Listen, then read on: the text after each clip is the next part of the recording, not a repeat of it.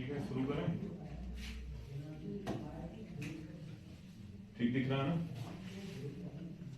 चलो, तो क्या है अपने अभी क्या करने जा रहे हैं हम लोग? मैग्नेटिक इफेक्ट ऑफ, हेडिंग डाल रहे हैं सभी लोग।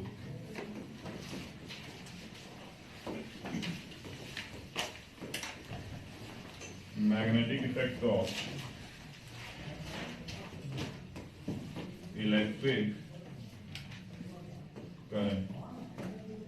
ये मूविंग चार्जेस एंड मैग्नेटिज्म का पार्ट है ना? अच्छा,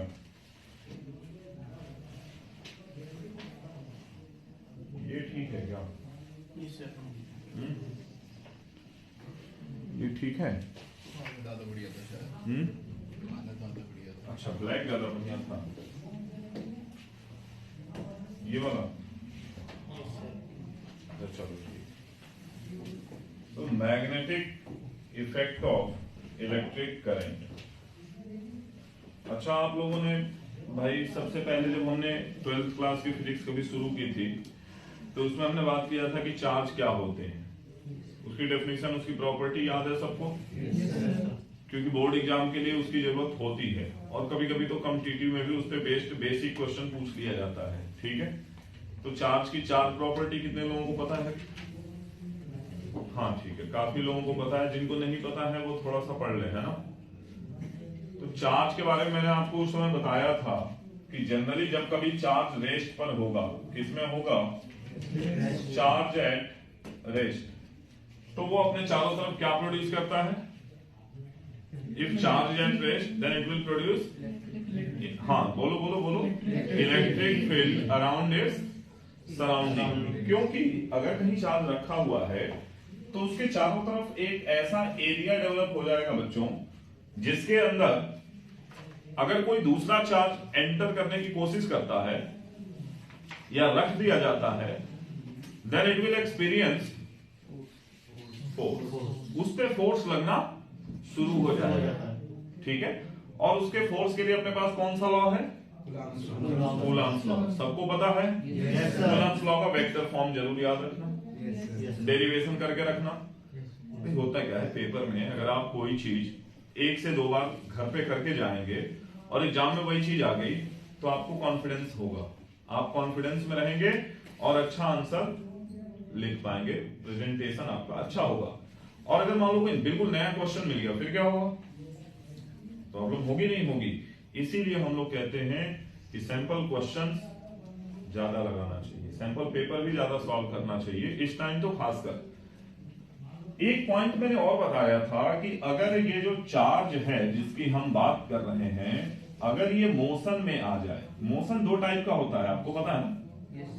motion is of two types, one is uniform motion, कैसा motion? Uniform motion. And another is non uniform motion, means की एक्सेलरेटेड मोशन। ठीक है, देखो आप सभी लोग 12th के स्टूडेंट हैं, आईआईटी और मेडिकल की अलग अलग प्रिपरेशन में आप लोग थोड़ा बहुत लगे हुए भी हैं। थोड़ा बहुत इसलिए कह रहा हूं क्योंकि आपका जो डर है वो आपको रोक रहा है, अदरवाइज कोई बहुत बड़ी चीज नहीं है। बेसिक कॉन्सेप्ट आपके बहुत अच्छे क्लियर होने चाहिए और प्रैक्टिस ठीक ठाक होनी चाहिए। तो यूनिफॉर्म मोशन में अगर चार्ज होगा तो वो क्या प्रोड्यूस करेगा? अब बिल्कुल सही पांडे जी, आप मतलब थोड़ा जोर से बोलिए। It will produce magnetic field around its surrounding. whenever a charge will be in uniform motion. In which motion? Uniform motion. It will produce magnetic field. और अगर वो, ये आपने बोला ना कि मैग्नेटिक फील्ड प्रोड्यूस करेगा, मैग्नेटिक फील्ड को हम लोग B से रिप्रेजेंट करते हैं। मैग्नेटिक फील्ड इंटेंसिटी जो होती है वो B होती है। It is a vector quantity, its unit is Tesla. SI unit Tesla. और भी यूनिट्स हैं गॉस, मैक्सवेल, है ना? ठीक है, इसकी डायरेक्शन इनटू द प्लेन या फिर आउटवर्ड टू द प्लेन, है ना? नॉन यूनिफॉर्म मोशन के बारे में क्या बोलेंगे आप? If any charge is in accelerated motion then what will be produced? What do you mean by EM wave? You can say if charge is in accelerated motion, then it will produce both electric field and magnetic field around its surrounding. And हाँ, EM wave में वो होता है. EM wave कैसे produce होती है, इसका reason हमने लिखा हुआ है उसमें अपने नोट्स में या कहीं भी मिल जाएगा आपको, कि अगर कोई चार्ज एक्सेलरेटेड मोशन हो, या फिर ये कह सकते हैं कि variable electric field will produce variable magnetic field, और variable magnetic field will produce variable electric field, vice versa, है ना. जैसा भी आदित्य तुमने वो सवाल भी पूछा था IIT मेंस का, जो क्वेश्चन अभी हम लोग कर रहे थे बैठ के, है ना. और इलेक्ट्रिक और मैग्नेटिक फील्ड के मैग्नीट्यूड के बीच क्या रिलेशन होता है, आप बताइए. इलेक्ट्रिक फील्ड, हाँ, जो EM वेव जिन्होंने कहा, क्योंकि electric and magnetic field both will be produced, है ना. इस केस में अगर चार्ज एक्सेलरेटेड मोशन में है तो उसका मैग्नीट्यूड जो होता है आपने E by B equal to C यानी speed of light in vacuum, that is 3 into. एक और आपने पढ़ा होगा, बहुत बेसिक बात, बहुत ही बेसिक बात, है ना. और वो क्या है बेसिक बात, आप लोगों ने रिलेशन पढ़ा होगा किसके बीच, mu naught epsilon naught and C. क्या रिलेशन होता है बच्चों, C equal to half upon under root mu naught naught, C equals to under root mu naught, C equals to 1 upon under root mu naught into. ये अपने objective question के लिए, basic board level के question या CUET के exam में इसका हम यूज कर सकते हैं. आप मुझे बताएंगे कितने लोग आप में से इसका प्रूफ कर सकते हैं, बस अपना हाथ उठा दें. हाँ, ठीक ठाक संख्या है. जो लोग प्रूफ नहीं कर सकते वो 2 मिनट में मेरे साथ देख लें केवल. सुनो, क्या नाम तुम्हारा, लवीस. क्यों कॉपी क्यों कर रहे हैं, डोंट कॉपी. तुम्हें कहा था ना कि सर हमें आज इस चैप्टर का रिवीजन चाहिए, तुम्हें कहा था, सभी लोगों ने तुम्हें सपोर्ट किया. अब तुम बैठ कर नोट्स बनाने में लग गए. रिवीजन मतलब क्या, we are going to talk about few important points of this chapter. तो रिकॉल करने की कोशिश कर रहे हैं हम लोग कोई पहली बार तो पढ़ नहीं रहे हैं, फर्स्ट टाइम तो नहीं पढ़ रहे हैं ना, तो थोड़ा सा तुम फोकस करो, ऊपर देखो, है ना. एक बहुत बेसिक बात आपको बोलूंगा, आपने पढ़ा होगा 1/4 पाई एप्सिलॉन नॉट क्या होता है, 9 into 10 to the power 9. Magnitude केवल पूछ रहा हूं, है ना. यूनिट से अभी हमारा कोई मतलब नहीं है, यूनिट चाहिए तो यूनिट भी लिख लेंगे, है ना. One more thing, mu naught upon 4 पाई, इसका हम क्या यूज करते हैं, 10 to the power -7, ये यूज करते हैं. तो क्या हम करें, इन दोनों को डिवाइड करते हैं एक दूसरे से, ये काम तो किया जा सकता है. We are taking ratio of these two equations or these two values. Now, what will happen? Denominator में 4 पाई है, इसके भी डिनोमिनेटर में 4 पाई है, न्यूमरेटर में क्या हो गया,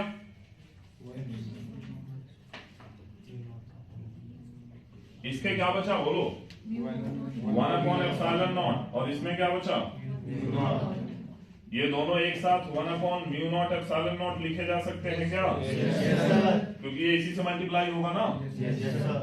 इधर क्या बचा बच्चों, 9 into 10 to the power 16, क्योंकि ये ऊपर जाएगा ना. जब इसको आप ऊपर लेते हो तो प्लस हो जाएगा और पावर ऐड हो जाएगी, बेस सेम है. अब क्या लिख सकते हैं हम इसको, 3 into 10 to the power 8 का whole square, that is C का स्क्वायर. ये बहुत ही बेसिक चीज थी, ऐसा कोई बड़ा काम तो आपने या मैंने नहीं किया है, ठीक है. आगे हम लोग बढ़ेंगे नेक्स्ट पॉइंट की तरफ.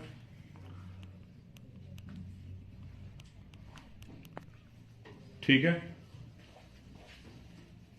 आप लोग बताओ कर पाएंगे ना ये आप लोग, ठीक है. यार वो ऐसा रखेंगे हम लोग, ठीक है, ये चलेगा, कोई दिक्कत नहीं है इसमें. अभी मैंने आपको बताया कि अगर कहीं कोई चार्ज है जो मोशन में है, then it will produce magnetic field around its surrounding. in both of the cases, either at in uniform और नॉन यूनिफॉर्म, दोनों के केस में प्रोड्यूस कर रहा है। Yes, sir. तो हम एक बात करने जा रहे हैं, देखिएगा ध्यान से। ये जो एक कंडक्टर हम लोग बनाते हैं और उस कंडक्टर के अंदर, ये कंडक्टर है, ऐसा दिखाया हमने। इस कंडक्टर में अगर मैं ये बोलूं कि करंट फ्लो कर रही है, तो current means what? Rate of flow of charge means charges are in uniform motion. Charges कैसे मोशन में है? Uniform motion. और अगर चार्ज मोशन में है तो वो अपने चारों तरफ क्या प्रोड्यूस करेगा भाई? Magnetic field. और इसीलिए इस चैप्टर का नाम भी है magnetic effect of electric current. Clear है? अब हम क्या करेंगे कि बहुत बेसिक बात करेंगे, क्योंकि ज्यादा कॉम्प्लेक्स बात करने से क्या होगा कि कंफ्यूजन क्रिएट होगा। अपने पास अगर मैं बात करूं कंडक्टर की, तो कंडक्टर अपने पास दो तरह के हैं, या तो स्ट्रेट कंडक्टर है या फिर सर्कुलर कंडक्टर है, दो ही है ना। Either we have straight conductors और सर्कुलर कंडक्टर। क्लियर है? तो एक जैसे वहां पे कूलॉम्स लॉ था ना, यहाँ बायो-सेवर्ट लॉ है। कौन सा लॉ है? Bio-Savart law. बायो-सेवर्ट लॉ कितने लोगों को याद है? उसके फ्यू पॉइंट्स, बहुत छोटे छोटे पॉइंट, और वो कौन से छोटे पॉइंट है? देखिएगा यहां पर। Let us consider we have a point over here and we are looking to find the magnetic field intensity at that point P। हम इस पॉइंट P को थोड़ा ऐसे बना देते हैं, यहां पे दिखा देते हैं, एंगुलर दिखा लेते हैं। तो ये करंट कैरिंग कंडक्टर है बच्चे, जिसमें करंट आई जा रहा है, और यहां से ये जो पॉइंट हमारा P है उसका एंगल मान लो कि थीटा है। ठीक है? इसकी पोजीशन वेक्टर जो है वो R है, किसके रिस्पेक्ट में? इस करंट कैरिंग कंडक्टर के रिस्पेक्ट में। तो हम इसमें एक छोटा सा सेगमेंट कंसीडर करेंगे dl, a small segment dl। dl is what? current element। dl is what? Current element. ideal। Ideal एक करंट एलिमेंट है, यानी उस पूरे वायर का एक छोटा सा हिस्सा है। हमने वो छोटा सा हिस्सा कंसीडर किया। ठीक है? तो अभी क्या होने वाला है कि इसकी वजह से यहां पे कुछ तो मैग्नेटिक फील्ड होगा। बायो-सेवर्ट लॉ के दो तीन जो इफेक्ट्स हैं वो देख लिया जाए।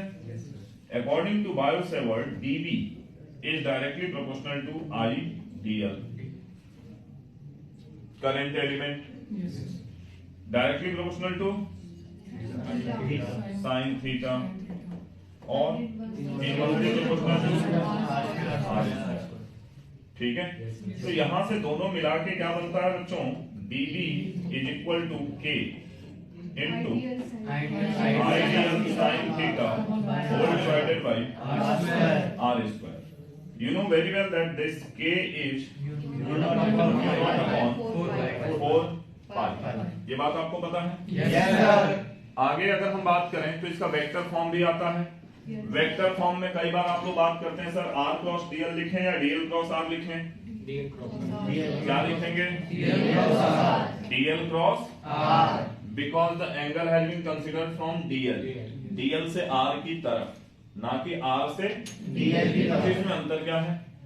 अंतर बहुत बेसिक है सर, कि मैं अगर DL क्रॉस R लिखूं या फिर R क्रॉस DL लिखूं, ये दोनों एक ही हैं, बिल्कुल एक ही हैं, बस माइनस साइन का अंतर आएगा।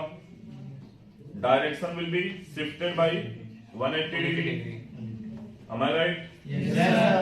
You know very well that A cross B equals to B cross A, equals to B cross A, but minus sign has to be placed. Yes, sir. A dot B equal to B dot A, no doubt. Yes, sir. 11th class में पढ़ा था ना हमने? Yes, sir. Dot product और Cross product. Clear है क्या? Yes, sir. तो ये आपको पता होना चाहिए। ये एक स्मॉल सेगमेंट की वजह से है। अब तुम बताओगे कि पूरे कंडक्टर की वजह से, एक कंडक्टर है अपने पास जो कि फाइनाइट लेंथ का है, एक कंडक्टर है जो कि Finite length का है। we have a straight current carrying conductor which is of finite length, then what will be the value of magnetic field at a point P which is perpendicular to the wire. इस पॉइंट P पर हम दूसरा बना लेते हैं, ठीक है, इसी को थोड़ा नीचे कर देते हैं इस तरह से। ये एक फाइनाइट लेंथ का वायर है और इस वायर से a डिस्टेंस पे, कितने डिस्टेंस पे, A distance। Let it be x, this is y, the wire is carrying current I। हमें इस पॉइंट पर क्या निकालना है, मैग्नेटिक फील्ड। इसकी पूरी डेरिवेशन है, मैंने डेरिवेशन आप लोगों को कॉपी में करा भी रखा है, लेकिन आज डेरिवेशन करने की कोई जरूरत मुझे नहीं लग रही है, क्योंकि वो हो जाएगा टाइम को किल करना। तो क्यों ना हम सीधे उसी की बात करें कि क्या फार्मूला होता है, और डेरिवेशन अगर किसी बच्चे को जरूरत होगी तो फिर वो तो आएगा ही मेरे पास, है ना। अच्छा, इसका वेक्टर फॉर्म याद रखना है ना, dl क्रॉस r1, याद है, ठीक है। तो बताएंगे आप लोग, फटाफट बोलें क्या होता है। d की वैल्यू आपको याद होगी, क्या होती है, कौन बताएगा, एक बच्चा बोले कोई, हाँ बोलो। B is equal to mu naught I upon 4 pi A। आराम से, तुम इतनी जल्दबाजी में क्यों हो। म्यू नॉट अपॉन 4 पाई, हाँ बोलो। Sir 4 pi A। बोलो, कोशिश करो। 4 पाई A होगा सर। ए कहाँ लिखूं, डिनोमिनेटर में न्यूमरेटर, हाँ ठीक है। ऊपर क्या लिखूं, I। बिल्कुल सही है। और कुछ, एनीथिंग एल्स, No sir। अरे पाई नॉट एनीथिंग, क्यों नहीं, क्या ये नहीं होना चाहिए, साइन 5 प्लस साइन 5 Yes। जिसमें ये वाला एंगल अपना 5 होता है और ये वाला एंगल कुछ फर्क नहीं पड़ता, 5 5 आपकी मर्जी, आप इसको मानते हैं, बस वो plus minus clockwise anti clockwise का ध्यान रखना है। Yes। तो ये नहीं होगा क्या, Yes। ये इसका एक जनरल केस है। The value of magnetic field intensity at any point P due to a straight current carrying conductor of finite length। अब इसमें हम स्पेशल केसेस बना लेंगे कि अगर ये हमारा जो वायर है वो इनफाइनाइट लेंथ का हो गया, किस लेंथ का हो गया, अगर ये इनफाइनाइट लेंथ का हुआ तो उस केस में आपको पता है इनफाइनाइट मींस वेरी लार्ज, काफी बड़ा। इनफाइनाइट मतलब ये नहीं कि यहां से लेकर चांद तक, कंपैरेटिवली वो बड़ा है। जैसे जब इनफाइनाइट की बात होती है तो वंश क्या कहते हैं कि अच्छा इसका मतलब कि दुनिया में उससे बड़ी कोई लेंथ हो ही नहीं सकती। नहीं, ऐसा नहीं है। तो φ1 और φ2 उस केस में क्या लिए जाएंगे पांडे जी, आप बताएं। सब लिए जाएंगे यार, फार्मूले को तो हम बनाएंगे ना, फार्मूला तो थोड़ा बहुत चेंज कर लेंगे, जनरल फॉर्म आ गया। अप्रॉक्स 90 डिग्री का। चलो ऐसे बात करते हैं, जैसे मान लो तुम हो एकदम, तुम्हारा साइड, तुम्हारी हाइट अगर हम कंपेयर करें कुतुब मीनार के कंपेयर में तो तुम बहुत छोटे पाए जाओगे। तुम कुतुब मीनार के बिल्कुल जड़ में खड़े हो गए, नजदीक, काफी नजदीक, जहां तक जा सकते हो, अलाउड है। अब वहां से तुम्हें कुतुब मीनार का बिल्कुल टॉप देखना है, कैसे देखोगे, कोशिश करो देखने की, तुम कोशिश नहीं कर पा रहे हो, गर्दन तो उठाओ बेटा, हाँ और उठाओ, अभी कहाँ दिखा, अब दिखा 90 डिग्री उठा गर्दन इनका, Yes। है ना। Yes sir। अब बिल्कुल कुतुब मीनार के टॉप पे खड़े हो जाओ, तो फील करो यार तुम एकदम पांडे जी एकदम सोचते हैं नहीं मुझे वहीं पहुंचाओ, अब तब बताऊंगा। और वहां से बिल्कुल नीचे देखना है बॉटम में, तुम्हारा फोन गिर गया, सेल्फी ले रहे थे तुम, सेल्फी लेने के चक्कर में बहुत लोग मारे जा चुके हैं आज तक। कई बार जैसे आपके जैसे या मेरे जैसे लोग सेल्फी ले रहे हो, चश्मा गिर गया, चश्मे को पकड़ने के चक्कर में, फैंटम बनने के चक्कर में हाथ से फोन गिर गया। अब फोन को पकड़ने के चक्कर में जेब में पैसा रुपया था वो गिर गया, फिर खुद ही गिर गया। तो ऐसा मान लो तुम्हारा फोन नीचे गिर चुका है, तुम देखना चाह रहे हो, कैसे देखोगे 90 डिग्री। तो क्या ये सच में इनफाइनाइट लेंथ थी क्या, क्या ये इनफाइनाइट लेंथ थी? नहीं सर, ये एक फाइनाइट लेंथ जैसी ही थी, बस हाँ कंपेयर किया गया तो काफी ये ज्यादा निकला, है ना। तो ठीक है, ऐसे केस में आप लोग बता तो रहे हैं, सही बता रहे हैं कि जो φ1 होगा वो φ2 के बराबर होगा and it will be 90 degree. Late us consider the wire is of infinite length इधर। तो ये जैसे यहाँ पे मर्ज हो जा रहा था ना, यहाँ से आके यहाँ पे, इधर नहीं हो पाएगा, इधर ऐसे चलता रहेगा और इधर भी ऐसे चलता रहेगा, इंफिनिटी पे जाके कहीं मिलेगा। तो ये जो हो गया एंगल वो 90 90 दोनों हो गए। उस केस में b कितना लिखते हैं, जल्दी से बोले। b equal to mu naught I upon 2 pi a, क्योंकि साइन 90 1 होता है, 1 + 1 2। अब एक और स्पेशल केस आता है, और वो स्पेशल केस क्या आता है भाई लोग, कि अगर ये वायर चलो इनफाइनाइट लेंथ का है और ये जो पॉइंट है वो एक एंड के पास लाई करता है। If the point P lies near one and यानी कि साइड वाइज, और वायर जो है वो कैसा है, इनफाइनाइट, तो मुझे ऐसा लग रहा है कि जो φ1 है वो 0 डिग्री कर दीजिए, क्योंकि बिल्कुल सामने ही है। और जो φ2 है वो कितना कर लें आप, 90 डिग्री। इस केस में b की वैल्यू कितनी आ जाएगी, mu naught I upon 4 pi a। ठीक है, एक लास्ट पॉइंट ले लेते हैं हम लोग, जिसमें कि ये बड़ा इंपॉर्टेंट पॉइंट है, क्वेश्चंस में कई बार आपको दिखेगा। ये जो पॉइंट है वो कहां लाई करता है, वायर पे। Point lies on wire. अब इस केस में एंगल कितने लोग मुझे बता सकते हैं, 0 और 90 दोनों 0। तो आपके अंदर वो फीलिंग कहां से आई थी 90 वाली, जब देर से सो के उठेंगे तो यही होगा। अरे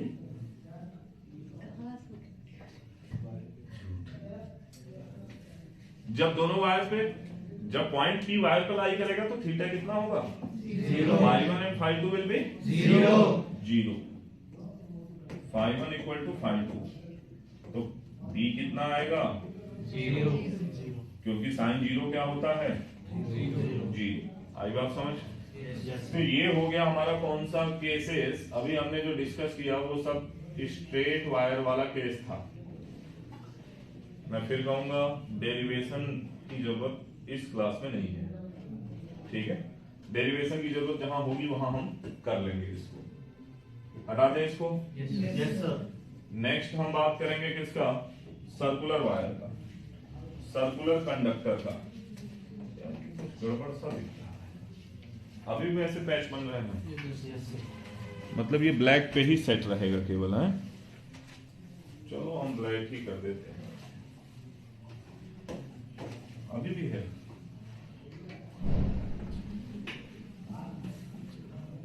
इसको काले से बहुत प्यार है। अब ठीक है ना, कह रहा हाँ ठीक है। थोड़ा सा इसको, हाँ ये वाली लाइट बंद करना जरा, दोनों पीछे वाली जो है। नहीं वैसा तो कुछ है नहीं, ऑन कर दो। चलो हाँ, एक सर्कुलर वायर की वजह से, एक सर्कुलर वायर है, इसको ऐसा हम दिखाएंगे, यहां से करंट एंटर की और यहां से करंट ऐसे बाहर आ गई, ठीक है। अच्छा, अभी तक हमने इसमें जो भी किया ये सब कुछ मैग्नीट्यूड था, इसमें डायरेक्शन का कोई रोल नहीं था। हम डायरेक्शन की भी बात करेंगे, बस ये कर लें, उसके बाद मैग्नीट्यूड कर लें, उसके बाद हम डायरेक्शन की बात करेंगे, ठीक है।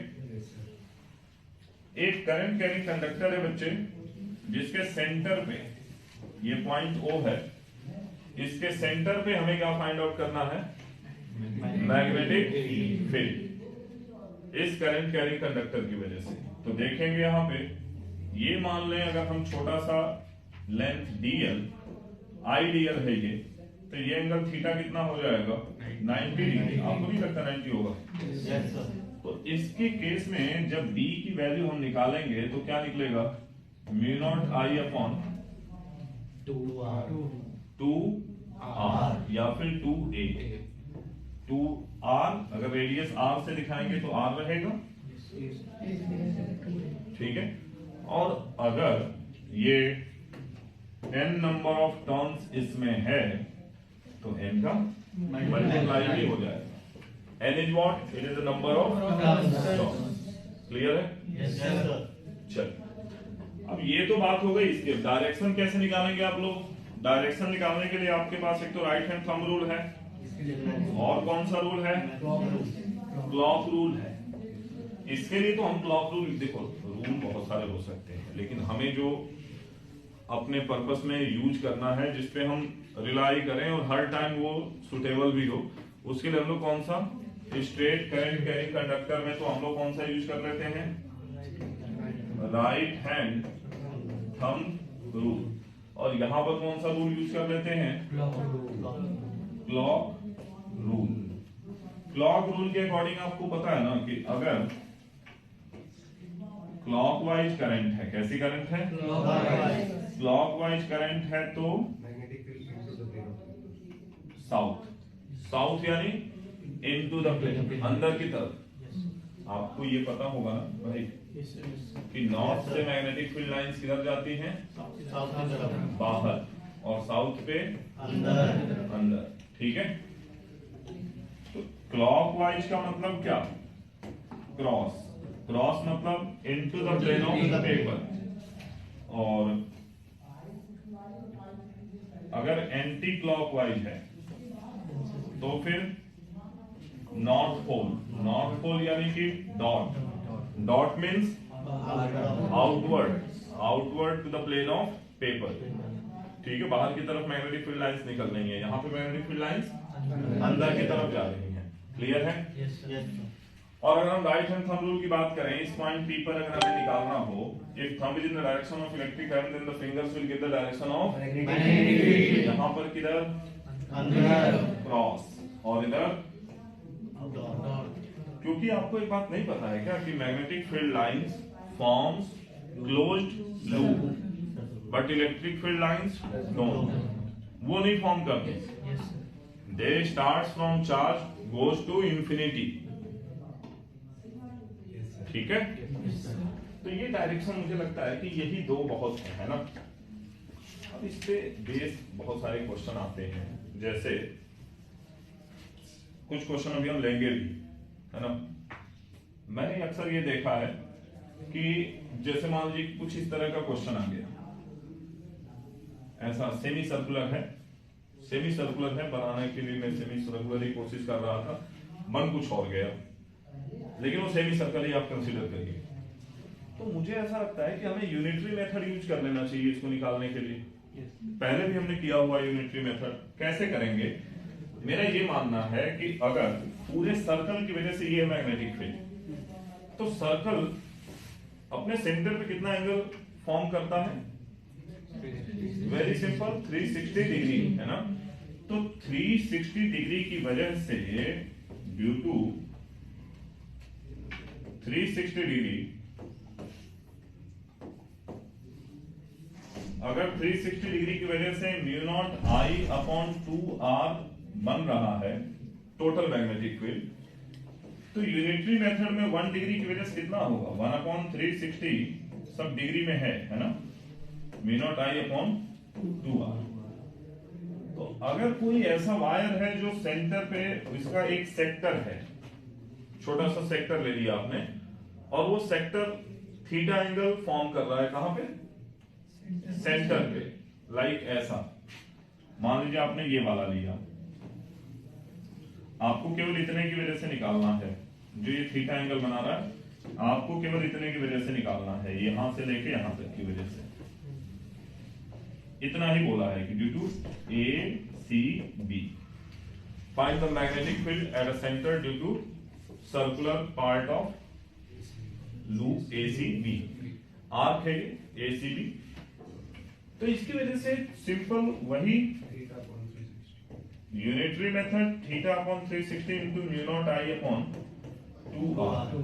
मैं उन बच्चों के लिए ये लिख रहा हूं जो घबरा जाते हैं, पता नहीं इसमें कोई घबराने की जरूरत है क्या? बहुत ही सिंपल है, हमने तो 10th क्लास में ये पढ़ा हुआ है। लेंथ ऑफ सेक्टर निकालना, एरिया ऑफ सेक्टर निकालना, एरिया ऑफ सेगमेंट निकालना, ये सब हमने कब पढ़ा था? 10th क्लास में पढ़ा था, है ना? तो इसको आप लोग नोट करेंगे। क्लियर है क्या? Yes sir. नोट करिए।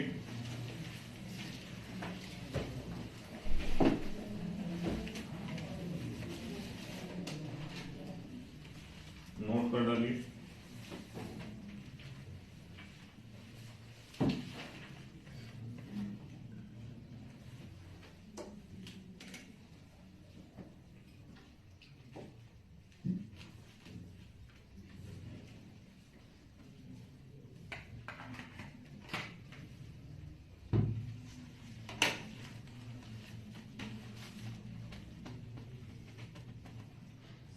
जल्दी कर लीजिए, फिर हम आगे बढ़ते हैं इस पे।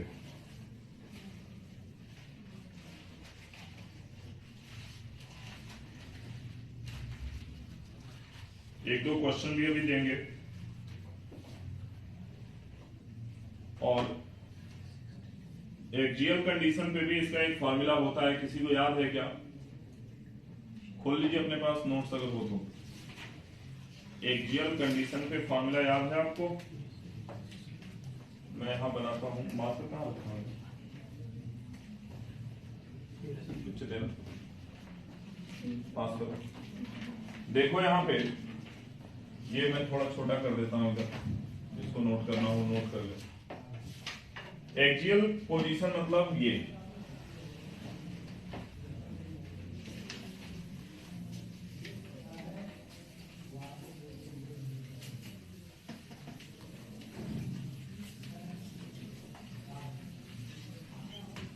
पूरा ही मिट गया क्या?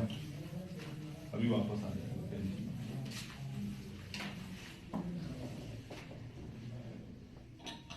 आया?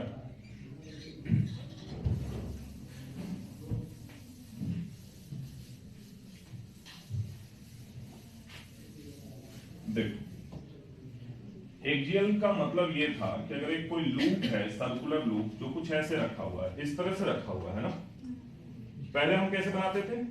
ये बनाते थे सीधे, जो ये लिखा हुआ है, मतलब जिसका एक्सिस आपकी तरफ था। अभी हमने इसको साइड वाइज रख दिया। मान लो कि इसका रेडियस r है, इसका रेडियस जो है वो r है, या रेडियस को a से भी ले सकते हैं। आपने पहले किससे लिया था? a से लिया था, वो आप देख लीजिएगा, r से या a से, जैसे मर्जी वैसे ले लीजिएगा। चलिए a लिया था तो a ले लीजिए, है ना, क्योंकि फिर जो नोटेशन आप लोग यूज करते हैं वही आपको याद रहता है। ये डिस्टेंस r ले लीजिए।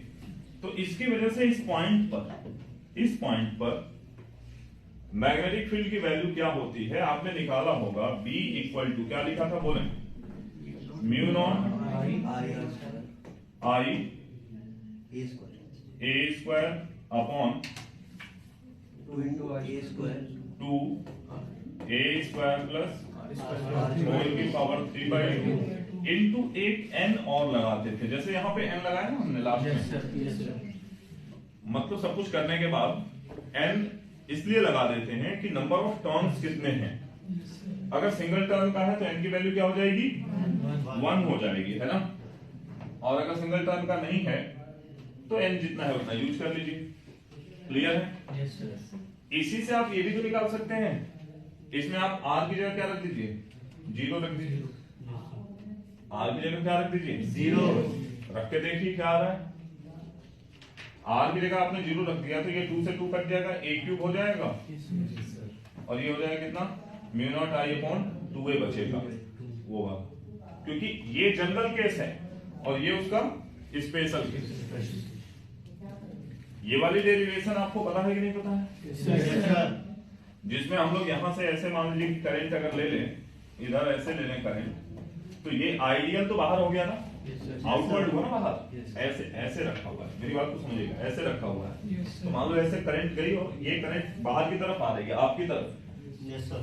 तो ये हो गया आइडियल। तो यहां से 90 डिग्री पे ये अपना क्या बनता था? dB। क्या बनता है ये? dB। और ये एंगल अगर थीटा है तो मुझे लगता है कि ये भी थीटा होगा क्या? Yes, sir.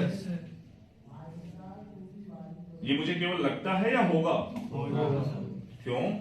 क्योंकि अगर ये थीटा है तो 90 माइनस थीटा और फिर ये थीटा, क्योंकि ये दोनों परपेंडिकुलर होते हैं ना। Yes, sir. ये दोनों, ये वाली लाइन और ये वाली लाइन एक दूसरे के परपेंडिकुलर है। फिर आप क्या करेंगे, इसको दो पार्ट में ब्रेक कर लेंगे, डीवी और डीवी साइन थीटा। बस इसी को आप इंटीग्रेट कर लीजिएगा, कहां से कहां, 0 से 2 पाई। ठीक है, चलिए आगे बढ़ा जाए। Yes. एक क्वेश्चन लेते हैं हम लोग स्ट्रेट वायर कंडक्टर पे। इस क्वेश्चन के बारे में बताएंगे आप? हाँ, क्या बेटा? कौन सबसे मिलवा दो एक बार को बेटे, ये जरा ड्रॉ कर देना, ये क्वेश्चन ड्रॉ कर देना यहाँ पे। अजीत ड्रॉ करो ये वाला क्वेश्चन, इसके सारे डेटा भी लिख दो वहां पे।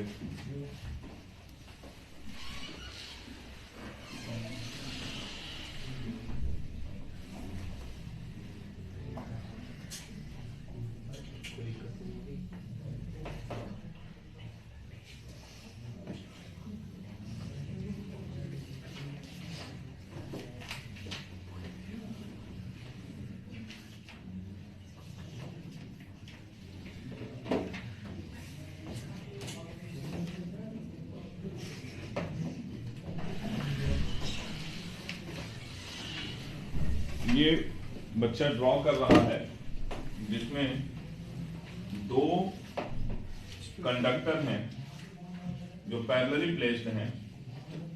एक में करंट जो है वो ऊपर की तरफ जा रही है 20 एम्पियर, दूसरे में करंट नीचे आ रही है 30 एम्पियर, और बीच में एक पॉइंट इन्होंने दिखा दिया Q, जो कि दोनों वायर से 10-10 सेंटीमीटर की दूरी पर है। ये एक अच्छा क्वेश्चन हो सकता है हमारे लिए, है ना, कॉन्सेप्ट क्लियरिंग के लिए अच्छा क्वेश्चन हो सकता है।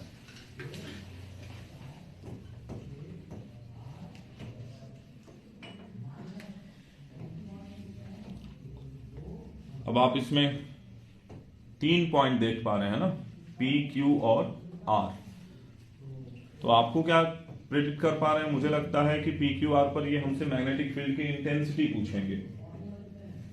तो यहां से हमें एक तो मैग्नीट्यूड निकालना, दूसरा डायरेक्शन, क्योंकि आपको पता होना चाहिए कि अगर बात हो रही है मैग्नेटिक फील्ड की, इसका मतलब डायरेक्शन का बड़ा इंपॉर्टेंट रोल है ना। ठीक है, क्वेश्चन मैं पढ़ के सुना देता हूं। Figure shows two current carrying wires 1 and 2. Find the magnitudes and direction of the magnetic field at point P, Q and R. Clear है क्या? ठीक है, ज्यादा कुछ हमें दिया भी नहीं है, कहीं ये नहीं लिखा है कि ये लॉन्ग वायर है या क्या है। लेकिन जब ऐसे केसेस में अगर कहीं मेंशन नहीं है कि फाइनाइट लेंथ की है, तो फिर हम लॉन्ग वायर ही लेके चलेंगे। क्या लेके चलेंगे? और लॉन्ग वायर के लिए मैंने आपको मैग्नेटिक फील्ड का मैग्नीट्यूड लिखवाया था अभी, mu naught I upon 2 pi R या 2 पाई ए, ऐसा लिखा था हमने। कहां लिखा था? आइए देखते हैं, ये वाला wire of finite long wire जिसको हम बोलते हैं। ठीक है, म्यू नॉट आई अपॉन 2 पाई ए। तो बच्चे जरा ध्यान देना तुम, ये जो पॉइंट Q वाला है, पहले मैं Q वाले पॉइंट पर निकालता हूं मैग्नेटिक फील्ड। ठीक है, इसमें हम राइट हैंड थंब रूल का भी इस्तेमाल करेंगे। कितने लोग खुद से ट्राई करना चाहते हैं? 1 2 3 4 5, बहुत सारे लोग, सारे खुद से ट्राई करना चाहते हैं, तो बड़ी अच्छी बात है। देखते हैं तुम कितनी देर में कर पाते हो। लगो जरा, करो जल्दी से।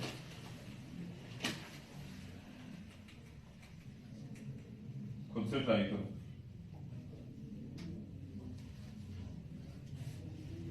V नॉट आई अपॉन 2 पाई ए। किसको लगता है कि उससे नहीं हो पाएगा?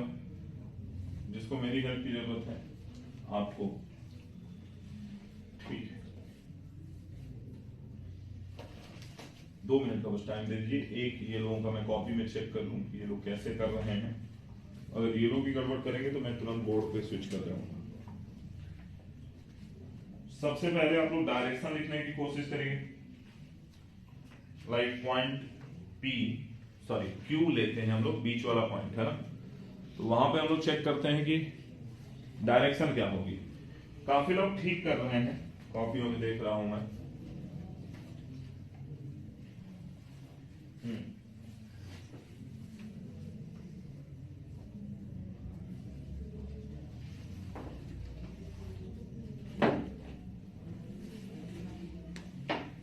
चलिए देखिएगा, यहाँ पर वेट करिए, 1-2 लोग गड़बड़ कर रहे हैं। देखें, जो लोगों से नहीं हो रहा वो देखें मेरे साथ। पहले Q वाले पॉइंट पर ये वायर 1 है, थंब ऊपर की तरफ इशारा करेगा तो मैग्नेटिक फील्ड अंदर की तरफ, यानी यहां पर जो B1 होगा वो तो क्रॉस होगा। और ये नीचे है ना, नीचे है, तो अगर ये नीचे है तो ध्यान से देखो, इसकी वजह से इधर के साइड क्या होगा, B2 क्या होगा, क्रॉस होगा नहीं होगा, क्रॉस। तो अगर मुझे Q पर निकालना है तो मैं BQ क्या लिखूंगा बच्चे, B1 प्लस B2, एम आई राइट? और B1 क्या होगा, mu not I1 upon 2 pi R plus mu naught I2 upon 2 pi R। R same है ना दोनों में, 10-10 सेंटीमीटर है, इसलिए मैंने R ही लिखा उसको। अब इसमें से हम कॉमन क्या लेंगे, म्यू नॉट अपॉन 2 पाई R I1 प्लस I2। अगर आप चाहें तो 2 का मल्टीप्लाई ऊपर और 2 का नीचे कर देंगे, तो इससे ये जो होगा वो पूरा 10 टू द पावर -7 लिया जा सकता है। R को 10 टू द पावर -1 ले लीजिए, क्योंकि 10 सेंटीमीटर है ना, तो मीटर में कन्वर्ट कर दीजिए, 10 की पावर -1 सेंटीमीटर हो जाएगा। और I1 प्लस I2, 20 प्लस 30 कितना हो जाएगा, 50। आप मल्टीप्लाई कर लें इसको, कितना हो जाएगा, 100, और ये 0 1000 हो जाएगा, यानी 10 की पावर -7। आंसर आएगा 10 की पावर -4 टेस्ला। चेक करें जिसके पास बुक हो, कितना आ रहा है BQ। और डायरेक्शन भी हम यहां लिखेंगे क्रॉस, और जब डायरेक्शन लिख देंगे तो यहां ब्रैकेट में वो लगा देंगे, है जो सही आ रहा है। बहुत सिंपल था, कोई बड़ा काम नहीं था ये।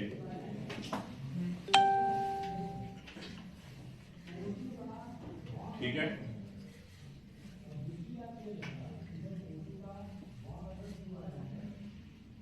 Q वाले पॉइंट पर तो आ गया।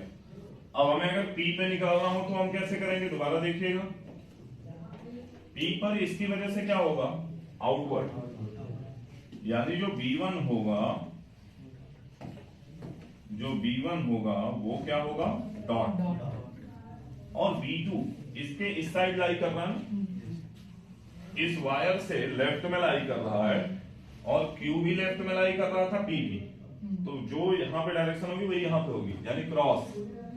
तो B2 का डायरेक्शन क्या होगा बच्चे, क्रॉस। आप राइट हैंड थंब रूल लगा के देख लो ना, ठीक है। तो BP आ जाएगा कितना, B1 माइनस B2।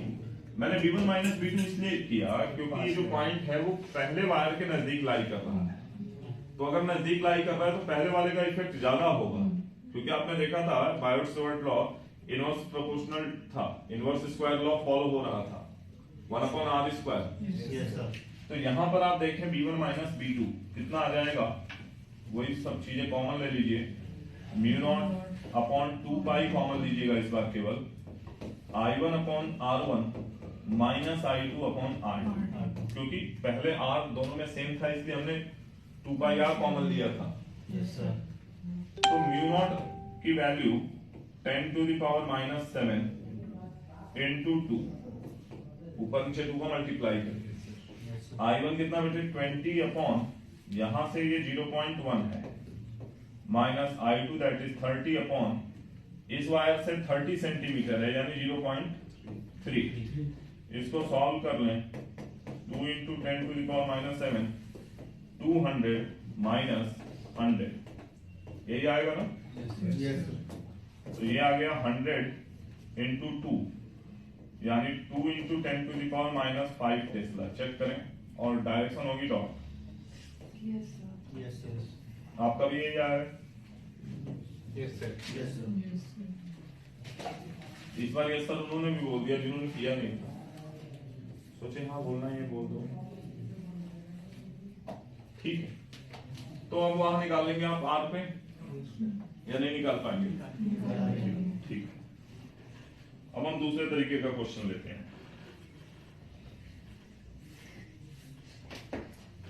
नोट कर लें।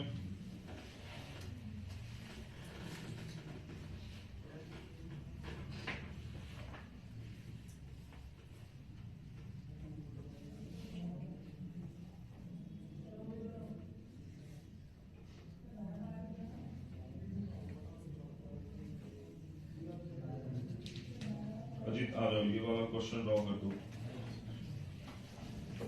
ये वाले क्वेश्चन को तुम यहाँ पे ड्रॉ करो। इन लोगों को तब तक लिखना है ये वाला। हाँ नहीं, वो बस केवल फिगर ड्रॉ कर दो, बाकी तो मैं एक्सप्लेन कर दूंगा।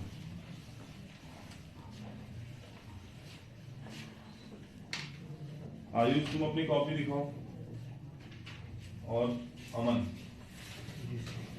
राइट साइड का सर वोल्ट डिग्री माइनस। वो मुझे नहीं पता बेटा, बिना कैलकुलेट किए मैं कैसे बता सकता हूँ? ये कॉपी किसकी? आयुष की। अमन की भेजो। लो अमन तुम पास करो, उत्कर्ष की भी कॉपी दो।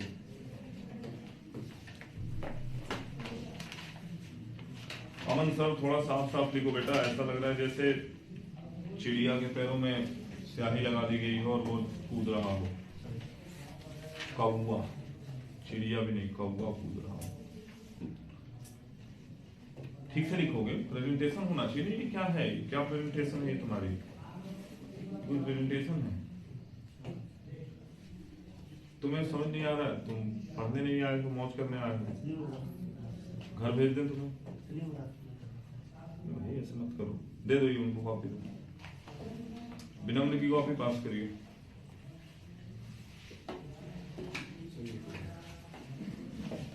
हाँ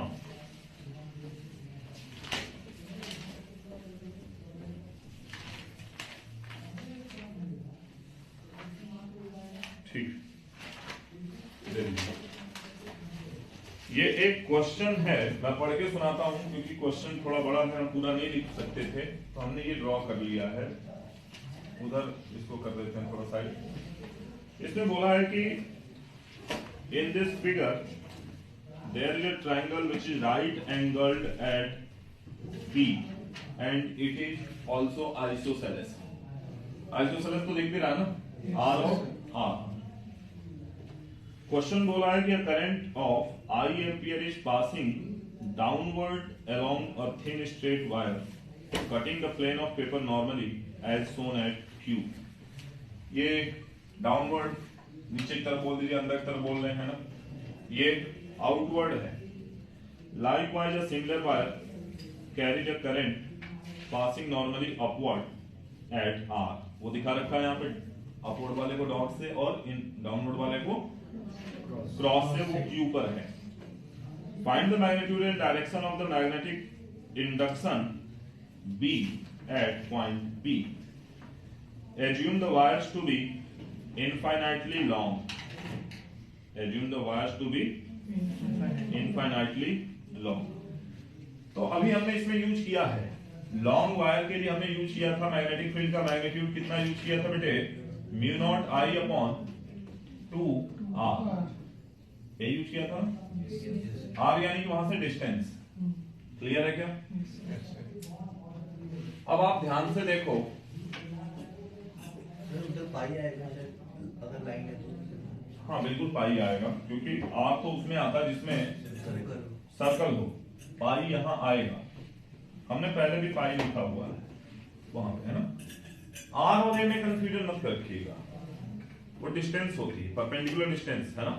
यानी इस केस में अगर मैं बात करूं, इस केस में तो ये वाली r, और इस केस में बात करूं तो ये वाला r। अब इसको करना तो काफी आसान है अगर वैसे हम देखें तो, लेकिन थोड़ी देर रुकेंगे हम लोग, बहुत जल्दीबाजी नहीं करेंगे, क्योंकि ऐसे में गड़बड़ बहुत बच्चे करते हैं इस क्वेश्चन को करने में। ये किधर है, ये किसकी डायरेक्शन है, ये क्रॉस और डॉट किसकी डायरेक्शन है, मैग्नेटिक, मैग्नेटिक करंट की है। अरे सर करंट की है सर, यही तो गलती करते हैं बच्चे। क्वेश्चन में भी बोला है कि ये जो डायरेक्शन है किसकी है, करंट जो है डाउनवर्ड है और करंट जो है अपवर्ड, आपकी तरफ और आपके पीछे, है ना। ये करंट की डायरेक्शन है, किसकी डायरेक्शन है, इस मींस की वायर ऐसा है, उसमें करंट बाहर आ रहा है। तो करंट जब बाहर आ रहा है तो थंब आपका किधर होना चाहिए, आउटवर्ड।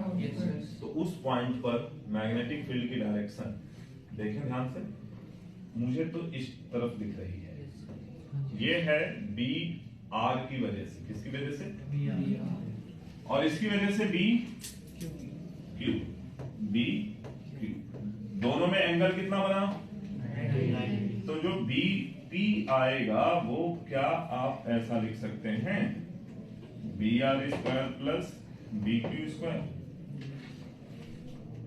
लिख सकते हैं कि नहीं लिख सकते, बताइए। लिख सकते हैं ना।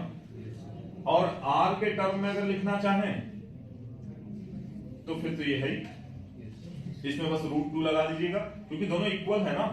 मैग्नीट्यूड वाइज अगर मैं बात करूं तो बी क्यू और बी आर दोनों सेम है, मान लीजिए कि बी है, तो अगर मैं इसको बी 2b स्क्वायर लिख लूं क्या अंदर, यानी कि √2 times of √2 times of B, और b कितना लिख सकते हैं हम, √2 into mu naught I upon 2 by R. अब अगर हम r के टर्म में नहीं रखना चाहते, हम a के टर्म में रखना चाहते, क्योंकि दोनों के बीच की डिस्टेंस a है, दोनों वायर पैरेलल हैं और पैरेलल वायर के बीच की डिस्टेंस a है, तो बड़ा सिंपल है, 90 डिग्री के सामने है, मतलब सबसे लॉन्गेस्ट साइड a है, हाइपोटेनियस हुआ, तो a स्क्वायर को क्या मैं r square plus r square लिख सकता हूं, a स्क्वायर कितना आ जाएगा 2r स्क्वायर, r आ जाएगा a बाई √2, वैसे तो प्लस माइनस आएगा लेकिन हम तो माइनस नहीं लेंगे ना, तो लाइए यहाँ रख देते हैं √2 mu naught I upon 2 pi a by √2, √2 से √2 काटते हैं, अरे कैसे मजाक कर रहे हैं, मूड में मौज मस्ती में जाके बैठे हो क्या, ये डिनोमिनेटर के भी डिनोमिनेटर में ऊपर जाएगा ना, तो बड़े मासूम हो यार, फट से बोले हाँ काट लो क्या बोले, काटना चाह रहे हो, हाँ तुम्हारी मर्जी है यार, तुम्हारा बोर्ड, तुम्हारा टाइम, अपना टाइम आएगा, कब आए हो भाई, ये गलती करोगे क्या, √2 है, अब काट लो, काटना चाहो तो आंसर कितना आ जाएगा, पाई, ठीक है, नोट करो इसको, mu naught I upon pi a, और डायरेक्शन अगर कोई बताना चाहे तो बता दे, तो डायरेक्शन में तो कोई बड़ी काम करना नहीं है, वो तो इधर होगा ना, ये बिल्कुल बीच में है ना, 45 डिग्री, यहां से भी 45 डिग्री और यहां से भी 45 डिग्री, ये बीपी का डायरेक्शन है, क्योंकि दोनों सेम है ना, इक्वल है, तो बिल्कुल बीच में 45 डिग्री पे ही जाएगा, क्लियर है। ये आंसर था आपका आर के टर्म में, ये आंसर है आपका ए के टर्म में, दोनों ही आंसर्स हैं, क्लियर है क्या, either in terms of A और in terms of R, small are.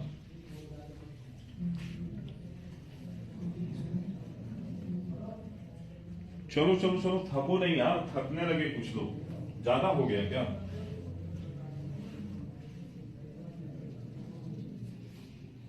अब यार कोई अगर आपसे ये पूछे, आप ये लिखते रहो, मतलब मैं तो खाली हूं तो कुछ तो बात करूंगा, कोई ये पूछे कि ये एक चाहे स्क्वायर बोल दे चाहे रेक्टेंगल बोल दे, क्योंकि उसके मूड पे है ना, क्वेश्चन पूछने वाले के मर्जी पे है कि वो आपसे स्क्वायर बोलता है, या फिर कई बार हो सकता है उसका मन कर जाए कि नहीं मैं तो ट्रायंगल पूछूंगा, क्या बिगाड़ लोगे मेरे को, ये तो पूछने वाला डिसीजन लेगा ना। तो आप इस बात को समझो जरा कि अगर सेंटर पे पूछा है तो क्या करना है, एक वायर ले लो, ये एंगल 45 डिग्री, ये एंगल 45 डिग्री, कर पाओगे? इनटू 4 कर देना, एक सिंगल वायर की रेस निकाल के यहां पे कर लेना। ये ऐसे डिपेंड करता है कि फाइंड फाइव को क्या निकल रहा है, वो क्वेश्चन पे डिपेंड करता है। अब ये निकाल के और 3 टाइम मल्टीप्लाई कर लेना, कर पाओगे? तो ऐसे क्वेश्चन आपको मिल जाएंगे आपकी बुक्स में, करिएगा जरूर उनको।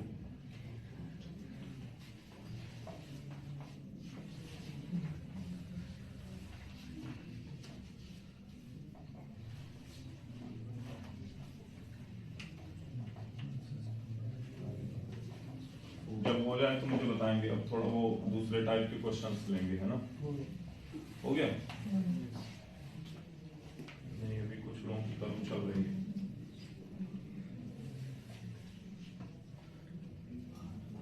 तुम लोग अभी आईआईटी वाली तैयारी में लगे हो कि नहीं?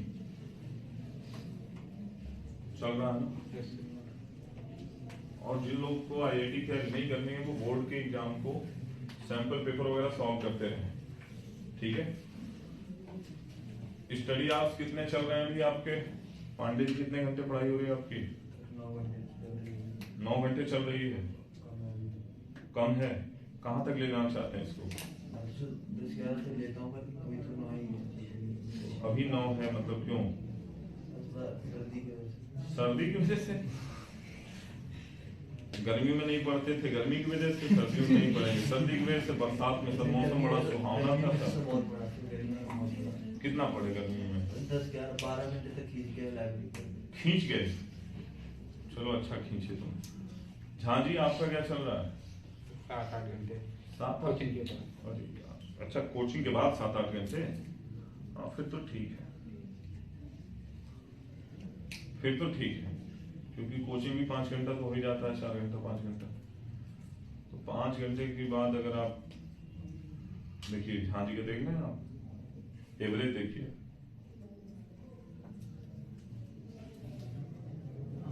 छह चल रहा है। देखिए कितना लोड लेके बोला इन्होंने। अपना कितना चल रहा है दीदी? 6 घंटे स्कूल मतलब कोचिंग और घर मिला के बहुत पढ़ रहे हैं यार आप लोग। अच्छा कितने लोग हैं जो फोन लेके पढ़ते हैं, मतलब कान में आईपॉड लगा के ऐसा जैसे ईयरफोन सुनते हुए? विदाउट फोन है? कितना है? फोन नहीं, मतलब ऐसे ही पढ़ते हैं बुक से पर्यंत। अच्छा, ये फोन वाला कोई तो होगा जो फोन लेके पढ़ता होगा। अब नहीं पढ़ते, पहले पढ़ते थे, उनका फोन रखे। अब फोन रख के पढ़ते हो। एक दिन एक पेरेंट आए, बोले सर बहुत पढ़ता है। मैं बोले कितने बजे तक पढ़ता है? बोले 3:30 बजे तक पढ़ता है। तो मैंने उनसे लास्ट में पूछा सारा, वो बोले बहुत पढ़ता है सर, इसीलिए सुबह स्कूल और कोचिंग नहीं आता है। रात को 4 बजे सोता है सर, और 4 बजे सोता है सर, इसलिए जो है ना आपकी क्लास से सुबह वाली मिस कर देता है अक्सर वो। तो मैंने उनसे पूछा, मैंने कहा आप बहुत मासूम हैं, आपकी बातें बड़ी अच्छी लग रही हैं, कहीं आपका बच्चा फोन लेके तो नहीं पढ़ता? बोले अरे बिल्कुल फोन तो होता है उसके पास, हम जब जाते हैं वो फोन में पढ़ता है। कहता है देखो फोन में वीडियो लेक्चर मैंने डाउनलोड किया हुआ है, और बच्चा भी क्लास में ही बैठा है अभी तो।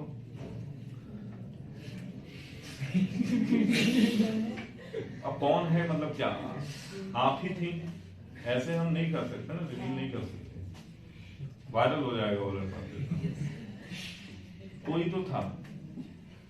तो माँ बाप भी बड़े समझदार होते हैं, वो अपनी मासूमियत समझ गए, बोले अरे तो क्या करें सर? मैंने तो कुछ नहीं, बिना फोन के देखो 12 बजे सो जाएगा और सुबह उठ जाएगा 8 बजे 7 बजे 6 बजे। बोले हम तो चाहते हैं 5 बजे उठे। मैंने कहा ये जो स्वर्ग वाले सपने देखते हो ना, थोड़ा इम्पॉसिबल है। क्यों पांडे? अब जो लड़का 3 बजे सोएगा, फोन लेके तो पढ़ा जा सकता है 3 बजे तक, ये तो मैं जानता हूँ। बिना फोन के कोई 12 बजे तक पढ़ के दिखाते या 1 बजे तक, वो भी सर्दी में। कई बार आदमी सर्दी में इतनी सर्दी की परवाह नहीं करता, फोन पे पढ़ते पढ़ते बाहर चला जाता है, पार्क में चला जाता है। सर्दी में उसको जरा भी परवाह नहीं होती, एक टी शर्ट पहन के भाई साहब वो इस 5 डिग्री सेल्सियस के तापमान में भी जाके पार्क में बैठ के पढ़ाई करता है। हाँ नहीं, ऐसी जगह जहाँ लाइट भी ना हो, एकदम अंधेरे में, और ये भी पूछता है खाना खाया, खाना खाया नहीं खाया। अभी 3 बजे ये पूछने की क्या बात है? 3 बजे ये कौन पूछता है कि खाना खाया नहीं खाया? बताओ। तो तुम लोग बिना फोन के पढ़ा करो, पढ़ोगे ना? हाँ, फोन लेके तो फिर क्या है? ये देखो, इंद्रधनुष बना दें। कईयों को तो यहाँ इंद्रधनुष का मतलब नहीं पता होगा। रेनबो, रेनबो कई सब आपस में पूछ रहे थे यार इंद्रधनुष क्या होता है? ये देखो पांडे, तुम भी वो फोन वाली पढ़ाई तो नहीं करते हो? सर रिवीजन के लिए टैब यूज करता हूं। इस सिर्फ फोन वाली वैसे मैं तो लैब में ही पढ़ता हूं। Keep it up. You're on right track. Let it be A and this is small b. वो बड़ा रेडियस है, ये छोटा रेडियस है। ये मान लिया कि जनरल केस ले लेते हैं, दोनों यहाँ पर एंगल थीटा बनाते हैं। क्या बनाते हैं? थीटा। यहाँ पर करंट I है, यहाँ पर I है, यहाँ पर 2I है, यहाँ पर 2I है। ठीक है, बोलो हाँ। अरे बॉय लोग तुम्हें नहीं जाने पर बॉय लोग आई होगा। कैसे बढ़ जाएगा इधर 2I कैसे हो जाएगा? मतलब जैसे I चला था, इधर भी I गया, उधर 2I यार तुम लोग फिजिक्स के लॉ की तो छोड़ो, करंट तो सेम रहेगी ना? और नहीं सर वो बड़ा है ना सर, उसमें करंट बढ़ जाएगी सर। अरे सर वो बड़ा का सर देखो सर, B बड़ा है ना सर, B बड़ा है ना सर ऐसे, तो सर करंट भी बड़ी होगी ना सर। ऐसा नहीं है भाई, B सेम है, B बड़ा हो B छोटा हो कोई फर्क नहीं पड़ता, करंट सेम है ना, करंट इंडिपेंडेंट है। तो अगर ये करंट ऐसे सर्कुलेट कर रही है, थीटा एंगल बना रहा है, चलो भैया इस पॉइंट O पर मैग्नेटिक फील्ड की डायरेक्शन और मैग्नीट्यूड दोनों बता दो मुझे, जल्दी बोलो। और इसके लिए मैंने फॉर्मूला लिखा हुआ था घोंचू, बी थीटा क्या होता था? Theta upon 2 pi mu naught I upon 2 R. 360 को 2 पाई भी तो लिख सकते हैं रेडियन के केस में। इसी को चाहो तो तुम ऐसा लिख सकते हो बच्चे, theta into mu naught upon 4 pi R into. ठीक है, कर लो यूज, देख लो। अच्छा ये कैसा है? एंटी क्लॉकवाइज, और ये कैसा है? क्लॉकवाइज। क्लॉकवाइज की वजह से इनवर्ड, एंटी क्लॉकवाइज की वजह से क्लॉकवाइज की वजह से इनवर्ड। यानी अगर मैं इसको 1 बोल दूं, इसको 2 बोल दूं, तो इस पॉइंट पर B1 क्या होगा? B1 क्या होगा? देखो डॉट, और B2 क्या होगा? क्रॉस। B1 की वैल्यू बताओ जल्दी से, mu naught I upon theta upon 4 पाई ए, और इसका क्या हो जाएगा? Theta mu naught I upon 4 pi B. बोलो हाँ ना? ज्यादा कौन सा हो भैया? भाई सब कुछ सेम है, तो जिसका डिनोमिनेटर बड़ा वो वैल्यू छोटी। डिनोमिनेटर किसका बड़ा है? 2 वाले का। तो जो B आएगा BO वो क्या आएगा? B1 माइनस, और इसकी डायरेक्शन कौन सी होगी तब? डॉट, जो बड़े वाले की डायरेक्शन होगी, जो बड़े वाले की डायरेक्शन होगी।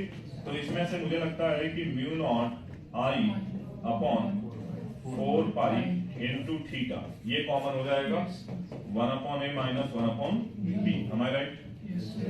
मेरे हिसाब से तो यही आंसर बनता है, आप देख लेना बाकी का। फटाफट करें।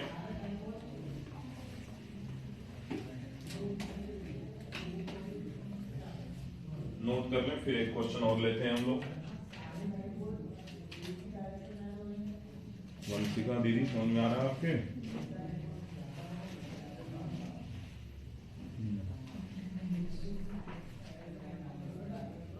चलो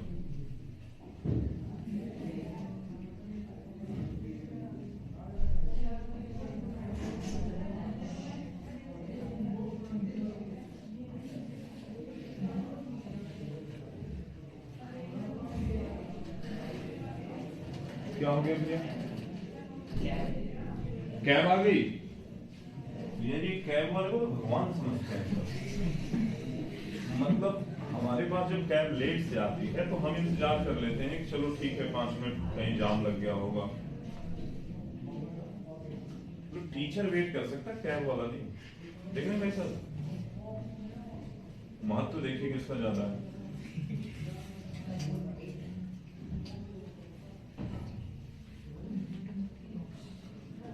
फोन पे पढ़ने वाले ऑल द बच्चा पार्टी वो थोड़ा बंद कर दे। तुम टैब पे पढ़ते हो? सर हमने तो पीसी लगा रखा है सर। अच्छा आजकल सब क्या करते हैं, नया कॉन्सेप्ट आ गया है, जैसे माँ बाप ने फोन बंद कर दिया है तो वो क्या करते हैं, दूसरे के फोन में लॉगिन कर लेते हैं आईडी, और उसको मैसेज करते हैं कि देखो आजकल जो है गंवारों पढ़ लो। और अगर तुम्हें लगता हो ना कि यही बड़ी पढ़ाई है, ये प्यार वाली पढ़ाई जो है बड़ी पढ़ाई है, अपने माँ बाप से बैठ के पूछ लेना कि अगर नौकरी पे नहीं जाएंगे तो घर चलेगा क्या? प्यार से। शायद मुझे क्यों कर रही है मुझे ही हटाने तुली हुई है। कह रही सर छुट्टी करो, टाइम हो गया। कितना टाइम हुआ? 1:45। वैसे बात तो 2 बजे छोड़। आज कैब वाले को पता तो चले। Power of common teacher. तो सब उस पर क्या करते हैं विनोद भाई, लॉग इन करके मैसेज डालते हैं कि हमारे माता पिता ने इस मास्टर के बहकावे में आके हमारा फोन छीन लिया है, तो अपना एक टाइम फिक्स रहेगा 3 बजे वही पान की दुकान पे मिलेंगे, वहीं चाय पान करेंगे, और बिल तुम भरना, हम अपने घर, तुम अपने घर। वैसे प्यार से कुछ नहीं होता, पढ़ाई तो करनी पड़ेगी, 1-2 महीने तो पढ़ाई करनी पड़ेगी ना। आपके माँ बाप भी तो आपसे प्यार करते हैं, और वो भी बहुत चाहत है उनकी कि बच्चा टॉप करे, बच्ची टॉप करे, तो भाई थोड़ा उनका भी ख्याल रखो, है ना। एकदम से केवल 3 बजे वाली पढ़ाई ठीक नहीं होती। रात सोने के लिए कि पढ़ने के लिए? सोने के लिए 6 घंटा सोना पड़ेगा, मिनिमम 6 घंटे या 7 घंटे सोना ही पड़ेगा। दिन सोने के लिए नहीं है। कुछ बैल क्या करते हैं, दिन में सोते हैं। हटा दें इसको। कौन से हैं वो दिन में सोने वाले बैल? यू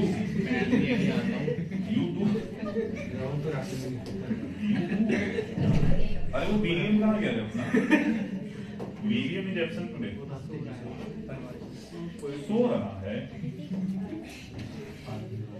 क्या क्या क्या उसकी किस्मत में प्यार नहीं लिखा, उसकी तो उसका तो पहले और आखिरी प्यार उसकी माँ है, बस वही उसको प्यार करती है बेचारे को। एक दिन रो भी रहा था वो इस बात को। अबे तुम ये बातें थोड़ी जल्दी समझ जाते हो बे, और जब पढ़ाई की बात आती है तुम्हारी शकल पे बच जाते हैं 14-16, और जब ऐसी वैसी कोई बात करो तो ऐसे खुश होते हो जैसे मतलब भगवान आज ही मिले। जाहिर कहेंगे। ये देखो, एक सर्कुलर वायर है और उसमें एक स्ट्रेट वायर है। ये जो तुम्हारी उम्र है ये पढ़ने की उम्र है, सही बता रहा हूं, है ना। आगे उम्र आएगी किसी और मौज मस्ती की, सब मौज मस्ती यही कर लोगे तो आगे क्या करोगे? और फिर बूढ़ा बूढ़ा बूढ़ा जो होना तो मंदिर में जाके पूजा करना, 100 चूहे खा के हज करना। ये देखो यहाँ एक स्ट्रेट वायर है और एक है सर्कुलर। ये दोनों वायर ऐसे बोल सकते हो तुम, ये बोल सकते हो कि यहाँ से ये करंट गई, ऐसे ये वाली करंट घूम के ऐसे आई और ऐसे वापस। यहाँ बीच में थोड़ा गैप दिखाया जा सकता था, लाइक इस तरह, ऐसे ऐसे इस तरह हालांकि कुछ ज्यादा ही वो हो गया, ओम जैसा बन गया, आप समझ तो रहे हो ना, Yes, sir. सर्कुलर होता है ये जो ऐसा बन गया।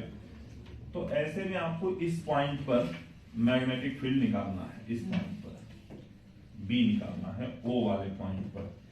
मेरे अकॉर्डिंग मुझे तो लग रहा है कि अगर ये एक वायर है और एक वायर ये है दो, तो दो की वजह से सुपर इम्पोज फॉर्म देखना पड़ेगा मुझे। जैसे पहले की वजह से अगर मैं देखूं, इसकी वजह से मान लो इसका रेडियस आर है, ठीक है, तो B1 क्या होगा, B1 की वैल्यू होगी क्या बेटे, म्यू नॉट आई अपॉन 2, और डायरेक्शन अंदर अंदर क्लॉकवाइज है ना, तो क्रॉस। क्या इसकी वजह से भी होगा क्या, क्या स्ट्रेट वायर की वजह से भी होगा क्या? जवाब है यस सर, बिल्कुल होगा सर। अच्छा एक बात बताऊं, चलो ये कुछ ऐसा ऐसा, ठीक है, एक वायर, दो वायर, तीन वायर, यहां पर इस पॉइंट ओ पर किसकी वजह से होगा, तीनों की वजह से होगा क्या मैग्नेटिक फील्ड? सेमी सर्कल के जैसे होगा बस, केवल सेमी सर्कल की वजह से होगा। क्यों? क्योंकि ये जो केसेस है ना, सेम लाइन पे लाई कर रहा है, और आपने पढ़ा तो था मेरे साथ ये कि जब सेम लाइन पे लाई करेगा तो जीरो पढ़ा था नहीं केस। तो ये बात को ध्यान रखो बच्चे कि इस पॉइंट पे केवल इसकी वजह से कंसीडर होगा, इसकी वजह से और इसकी वजह से नहीं। लेकिन यहां पे क्या है, ये स्ट्रेट वायर अलग है और इससे ये डिस्टेंस है r, तो होगा B2 क्या होगा, ये बाहर की तरफ होगा, डॉट होगा, क्या होगा, और इनफाइनाइट लॉन्ग वायर की वजह से क्या होगा जल्दी बताओ, mu naught I upon 2 pi r। Clear है क्या? अभी ज्यादा कौन सा है जल्दी बोल, B1। तो जो BO होगा बेटे वो क्या होगा, B1 माइनस B2, और कितना होगा, mu naught I upon 2r, 1 minus 1 upon pi. Direction क्या होगा, बड़े वाले, किसकी डायरेक्शन होगी, छोटे वाले की डायरेक्शन नहीं होगी। क्यों नहीं होगी? क्योंकि उसका मैग्नेटिक कम है, it has been removed, total में से रिमूव कर दिया गया उसका इफेक्ट, है ना। चलो तो ये है आपका, क्लियर है क्या? चलो, और अगर मैं ऐसा कर दूं, कि अब डायरेक्शन ऐसे कर दूं, थोड़ा अलग बना देता हूं, ये एक वायर है और एक वायर ये है, इसमें तो डायरेक्शन ऐसे ही रखता हूं, इसमें ऐसे कर देता हूं, उल्टा कर देता हूं, स्मार्ट को एकदम सही बोला पांडे, प्लस हो जाएगा, नहीं होगा क्या? क्योंकि अब इसकी डायरेक्शन जो है ये भी बाहर और ये भी बाहर, इसमें करंट की डायरेक्शन नहीं बदली, हमने इसमें बदल दिया। मतलब मैं ये कहना चाह रहा हूं, हो सकता है ऐसे गया, ऐसे घूम के आया, जो भी वॉटेवर, जो भी समझ रहा हूं, है ना, एज पर कंडीशन। तो इसमें क्या हो जाएगा, B mu naught upon 2r into i 1 plus 1 upon pi, और डायरेक्शन डॉट, डायरेक्शन कौन सी, डॉट। आई बात समझ? चलिए आज यहीं पे रुकते हैं हम लोग, है ना। और भी बहुत अच्छे क्वेश्चन है, मैं कुछ आपको घर के लिए दे दूंगा, जैसे आप बार बार देखते होंगे वो एक शक्तिमान वाला, ये यहाँ पे पूछ लेता है ना, एक्सियल कंडीशन वाला है ये। जैसे मान लो इसमें अगर ऐसा है, वो डायरेक्शन जो बनेगा, मान लो करंट ऐसे दिया है, ऐसे दिया है तो ऊपर बनेगा, इसमें ऐसे दिया है तो इधर नीचे नहीं बनेगा, इधर 90 डिग्री बनेगा, ये और ये। अब हो सकता है कि ये वाला डायरेक्शन कभी उधर बन जाए, ये वाला डायरेक्शन नीचे बन जाए, तो 90 डिग्री से निकाल दोगे पाइथागोरस थ्योरम लगा के, रूट का कॉन्सेप्ट, ठीक है। अब इसमें देखो भाई, जहां तक हो गया हम उतने ही कर पाएंगे आज की क्लास में, इससे ज्यादा का टाइम आप नहीं दे रहे हैं। कल कहेंगे तो मैं आपको दोबारा आगे के कॉन्सेप्ट और न्यूमेरिकल, जैसे सोलेनॉइड हो गया, फोर्स हो गया, लॉरेंज फोर्स, गैल्वानोमीटर, और गैल्वानोमीटर का कन्वर्जन, सेंसिटिविटी, गैल्वानोमीटर का कन्वर्जन, ये सब मैं आपको कल करा सकता हूँ, ठीक है। तो समझ में आया, कुछ फायदा हुआ या टाइम पास हो गया? चलिए, और बाकी प्रैक्टिकल के लिए आप लोग वाइवा वगैरह तैयार करते रहेंगे। अगर कोई एग्जाम में क्वेश्चन पूछा जाए तो प्रैक्टिस ही आपको बचा सकती है, ठीक है। चलिए, थैंक यू।